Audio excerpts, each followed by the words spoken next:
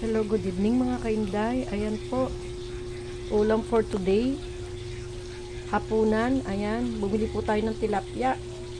Para po tayo makalasa, lagyan natin ng kalamansi ang toyo. At saka meron po tayong munggo. Ulam natin kaninang pananghalian, nagmunggo po tayo. Lagyan natin ng konting baboy at talbos.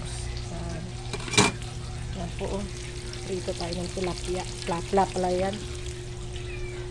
Kumain na po tayo para po tayo makapagpahinga at medyo hindi pa tayo maayos ang ating katawan.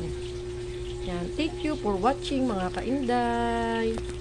Lagi lang po natin tatandaan, anuman po ang marating sa buhay, magpakasimple lang. Huwag tayong nangingialam sa buhay ng may buhay. Buhay nyo, bantayan nyo. Ayan, ingat po ang lahat at hindi po natin ano yung panahon, pa iba-iba po. Bye-bye!